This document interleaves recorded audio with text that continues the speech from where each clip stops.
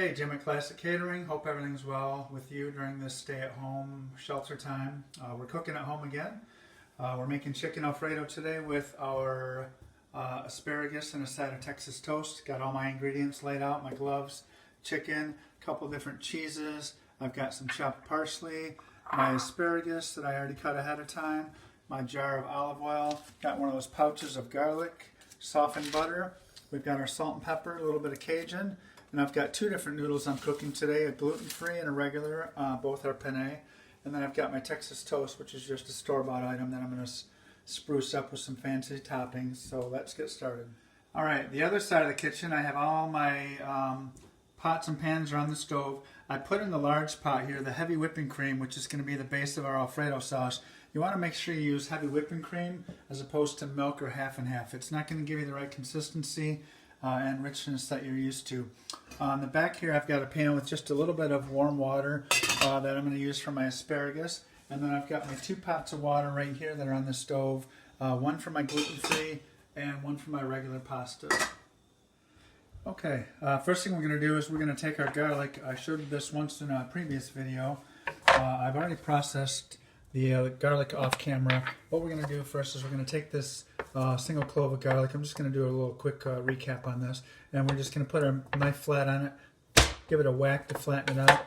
We're going to add some kosher salt to it, which just acts as an abrasive and it helps break it down when you're doing the processing. And then you're just going to take the back of your hand right on the garlic like that, and you're just going to smear it around, putting some good pressure on it, and literally takes about 10 seconds to process it that way. So we're going to add this to our bowl, and then I have right here, I have reserved a couple of different cloves, which will be actually part of the chicken that we're cooking, and the smashed garlic here is going to be a part of the sauce.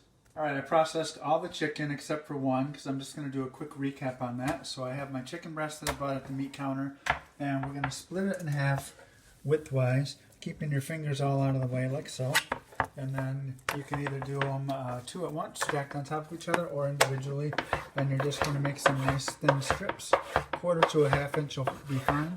If they get too long like that, you can just give it a quick chop in half. It's not a big deal. So we're going to put those in our bowl.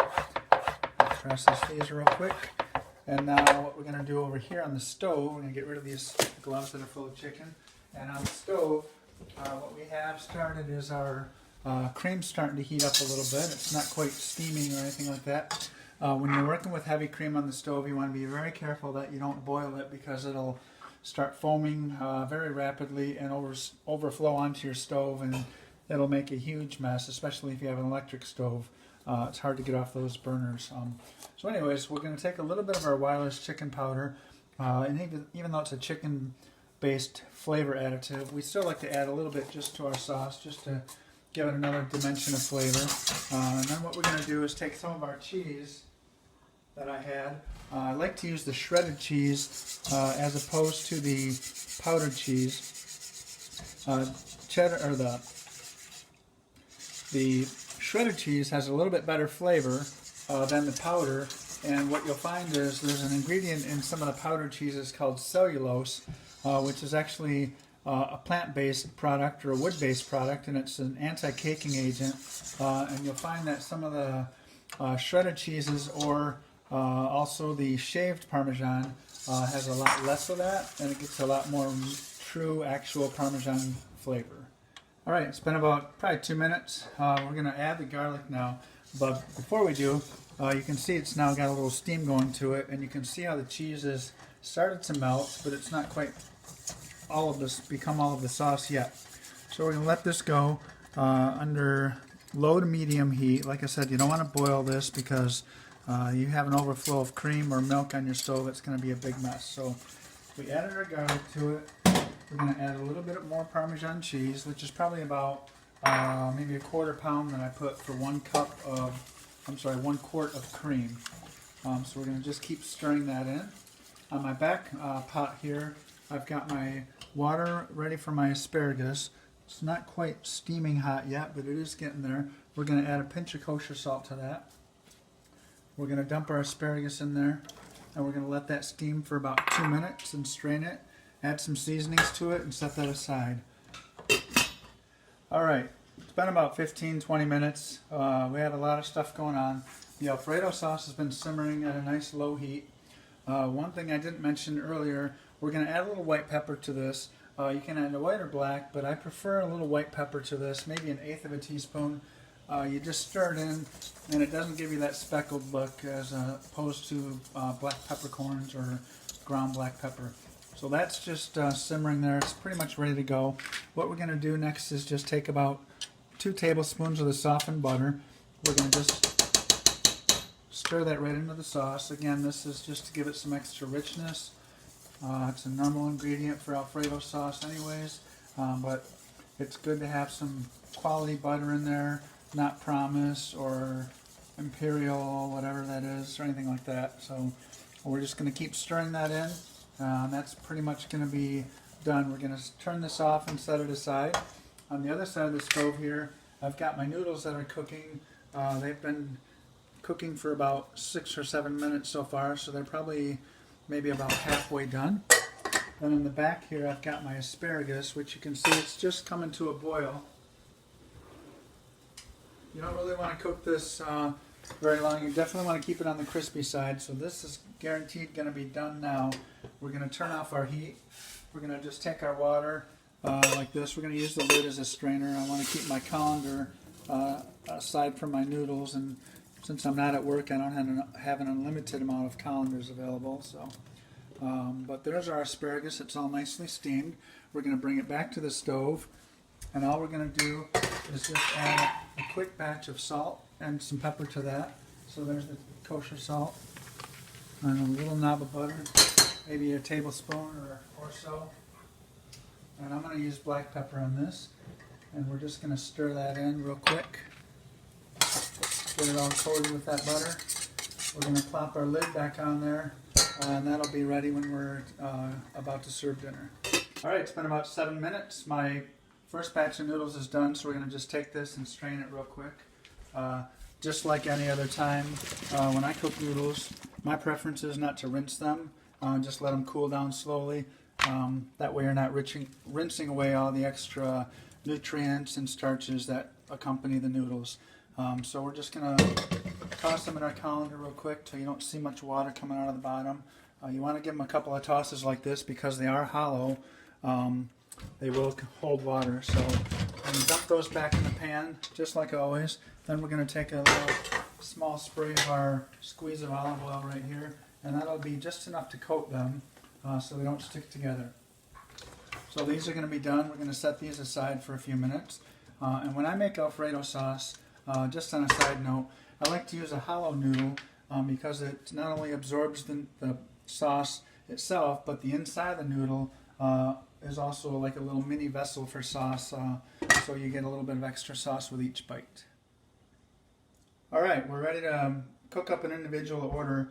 A lot of times when I'm at home, I'll just cook up, a few servings, and then I can keep my sauce and my cooked noodles in the refrigerator, and I just basically make it up whenever I'm hungry for some Alfredo. So I've got my pan heating up here. I'm going to sprinkle a little bit of oil in there, and I'm just going to put, like always, just a portion of chicken in there. I'm going to let that get cooking a little bit. You can hear my pan was nice and hot, and it's sizzling right away. We're going to add a little bit of salt to the chicken while it cooks, and a little bit of pepper.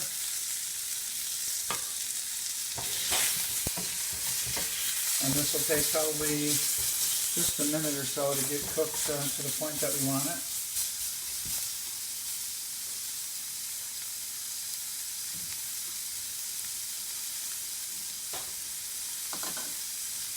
Alright, you can see it's already turned white just about all the way around. There's a little bit of brown color to it, which is always good. When it gets to be about half or 3/4 of the way cooked, if it looks dry like this, because it absorbed the oil, you can just add a little bit more real quick like that. And then the garlic that I reserved earlier, I'm just going to throw in there whole. That's just going to serve to flavor our oil while it cooks a little bit, just to give you some added garlic flavor to the dish. We'll take those out right before serving. Let this go a few more seconds. Back in there. Alright, we'll let that cook another minute, and then we'll be back to finish the dish. Alright, it's been about a minute now, another minute. You can see the chicken's got some good brown color on it. We're going to take these couple pieces of garlic and get rid of those. And then what we're going to do at this point is I'm going to take just a little splash of water. It's going to help the glaze where it's stuck to the bottom. That's where you get a lot of your flavors. So we're just going to add that. It's going to almost evaporate instantly. So what will happen is if you let it evaporate out all the way, all that's just going to stick to the bottom again. So we're going to let that cook out most of the way. Then we're going to take the same cup, got rid of my water. We're going to add some of that delicious Alfredo sauce right to the pan, just like so. And we're going to let that get hot again. It's warm but not hot, so we're going to stir all that in so it all blends together. We're going to keep scraping, get all those scrapings off the bottom of the pan, just like so. Then while that's doing its thing, we're going to take a few of the noodles that we cooked earlier. You can see they're nice and loose, they're not all clumped together. We're going to take a serving of that. We're going to put it right in the pan. We're going to let all that sauce start simmering together along with the chicken, the garlic, cream and cheese, the chicken powder, salt, white pepper, and let all that start coming together nicely. I've got a plate set up behind me that we're going to be using in a second. I've also got my side dish ready to go right here. I cooked the Texas toast that I bought at the store halfway. Then I put some mozzarella cheese on there, and we're just going to sprinkle a little bit of fresh parsley on there. It doesn't really give it a whole lot of flavor, but it makes it look really nice when it melts. So we're going to just take all that. We're going to stick it in the oven for another 2 minutes until it melts, and then we're going to give this one last quick stir so it all starts coming together.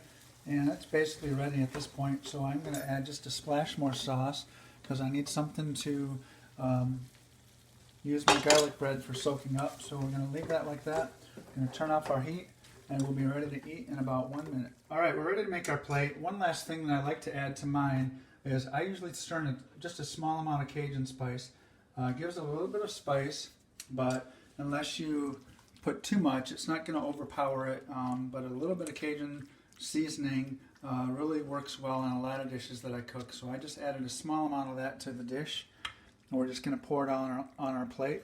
I've got a nice rubber spoon here that's going to help me get all that extra sauce out of there. If you like, you can always just take your plate over to the stove and just add a little bit of extra sauce on top of that, but this looks just perfect. We're going to take a sprinkle of that fresh parsley right on the top like that. I've got my garlic bread that's all done right here, and this is just basically the pre-made Texas toast that I bought with some cheese and parsley on it. Very simple. And then I've got our steamed asparagus. We're going to take a little scoop of that, and we are ready for a delicious dinner with our chicken Alfredo.